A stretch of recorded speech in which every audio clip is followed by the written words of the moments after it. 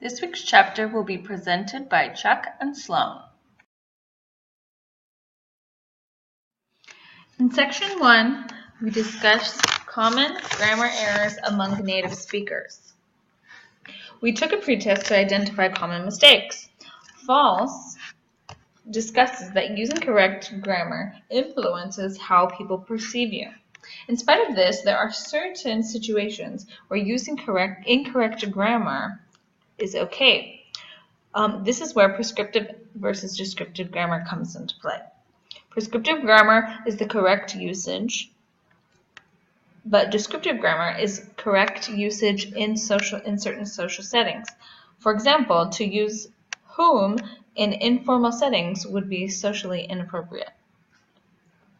Also, Folse discusses how it is very important to explain grammar rules to students with examples and not just label them. In section 2, we dive deep into the 8 parts of speech. The parts of speech are the building blocks to the English language. They are nouns, verbs, pronouns, adjectives, adverbs, conjunctions, prepositions, and interjections. Folse suggests using activities like slots and fillers to practice parts of speech with students.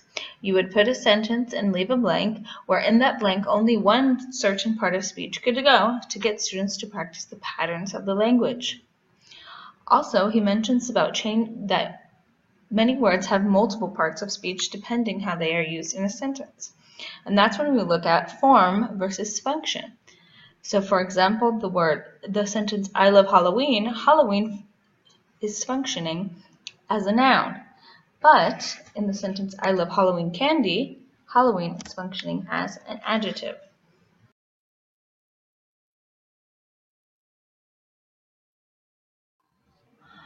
A noun is a person, place, thing, or quality. These are the 3 subsets of nouns: common and proper nouns, concrete and abstract nouns, and count versus non-count nouns. I would say the most difficult kind of nouns for ESL students to grasp and use are count and non-count nouns, because count nouns can be multiplied while non-count nouns cannot be. So sometimes this causes difficulty when using the English language. Verbs are words that show action or being. There are 12 verb tenses, but the book explains it in a simpler way by breaking it down into tenses and aspects. The tenses are present, past, and future, and the aspects are simple, progressive, perfect, perfect, progressive. Chuck will talk about these in more detail later. Auxiliary verbs are verbs that aid in tenses. ESL students tend to overuse the auxiliary verb to be. And then modals are verbs or words that help verbs and add flavor and feeling and emotion to certain verb tenses. Pronouns replace a noun.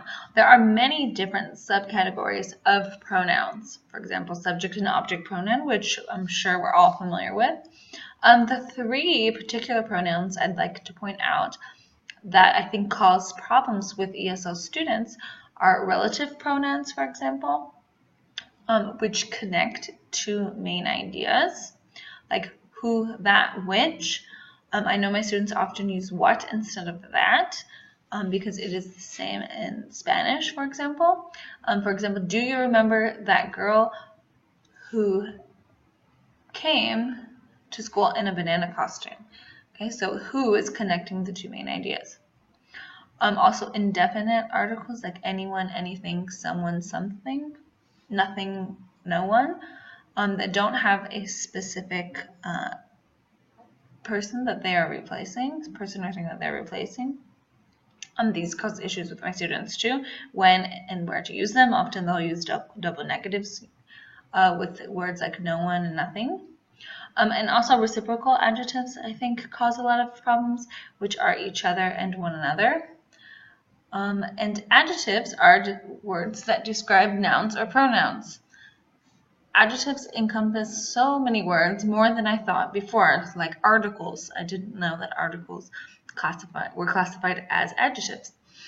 You can see that there are some pronouns and some adjectives are they have words in common, like the demonstrative adjectives and pronouns.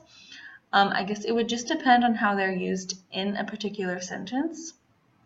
That would determine how they're classified. For example, this book, this would be an adjective, but if you said pass me that, that would be a pronoun.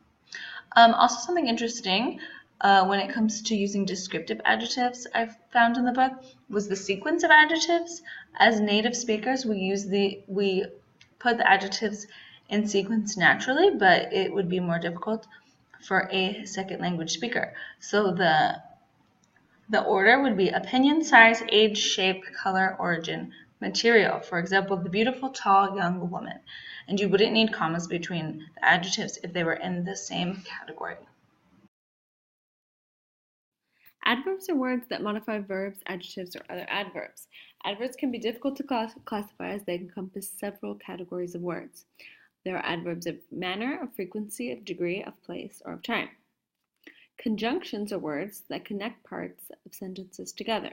For example, coordinating conjunctions join words, phrases, or clauses. Subordinating conjunctions introduce dependent clauses.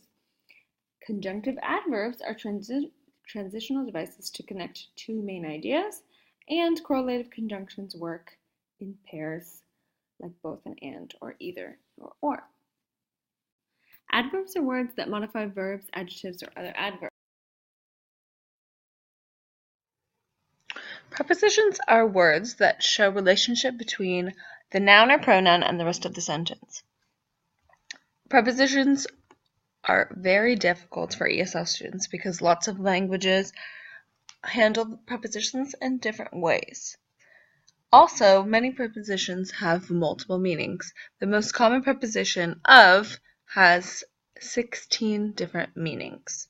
Okay, there are different types of prepositions: prepositions of movement, prepositions of location, prepositions of time. Lexical prepositions are prepositions that are easy to explain, like across or before, while grammatical prepositions are not easily explained by their definition. I thought it was interesting, some teaching tips for the prepositions at, on, in, as far as like their closeness, if they're related to time, their size or closeness related to time, or time, location, and places. So I will definitely be using those when I'm teaching prepositions. And lastly, interjections are not that difficult for ESL students, so the section was very short. Interjections are words that express strong feelings or emotions like ouch. Hello, I'm Chuck, and I will be discussing sections 3 and 4 of Chapter 2 in the Folse textbook. Section 3 discusses the basic grammar labels for sentence structure. We won't have time to discuss all of Section 3 and 4, so I wanted to point out some of the things that I have found to be of importance in my ESL classes. The presentation of the subject and predicate sets up the further discussion of the dominant subject, verb, object, word order. In English, a sentence consists of a subject and a predicate. The subject is the person or the thing that is involved in the action of the verb, and the predicate is everything else, including the verb and all other sentence components. For example, in the sentence, my mother made a birthday cake for the dog, mother is the subject and made a birthday cake for the dog is the predicate. Before we discuss direct and indirect objects, we must look at transitive and intransitive verbs, because the transitive term will be used in the direct object definition. Some verbs must be followed by an object to be correct English. These verbs that must have an object are called transitive verbs. Some common transitive verbs are bring, climb, contain, discuss, admire, enjoy, maintain, like, take, and love. In the sentence, Modonat loves dogs, loves is the transitive verb, because we couldn't really just say Modonat loves. This sounds a bit strange. We are expecting to hear what she loves. She loves dogs, so dogs is our direct object. An intransitive verb is a verb that does not take a direct object. They are often followed by a prepositional phrase or an adverb. In the sentence, "The dog grew up on a ranch," grew up is the intransitive verb, and on a ranch is the prepositional phrase. So you see there is no direct object. In the sentence, "The dog grew up quickly," grew up is the intransitive verb, and quickly is the adverb. Again, no direct object. When we talk about dominant subject-verb-object word order in English, the object is also known as the direct object. The direct object is a noun phrase denoting a person or thing that is the recipient of the action of a transitive verb. So in the simple sentence, "Mother fed the dog," dog is the direct object. The dog is the thing being fed. Mother fed what or who? Answer, the dog. The indirect object is a word or phrase that informs to whom or for whom something is being done. It can be a person, an animal, or a thing. A sentence cannot have an indirect object unless it has a direct object. In the sentence, "Rosa gave the dog a cookie," we can ask ourselves, Rosa gave what? The answer, a cookie. Cookie is the direct object. We can ask ourselves, to whom or for whom was the cookie given? The answer to that is the indirect object, and the answer is dog. There is one problem that my students have the most trouble with, and that is the subject-verb agreement of the third person singular. This is something I teach on day one and remind students of every day afterwards. In sentences, the subject needs to agree with the verb.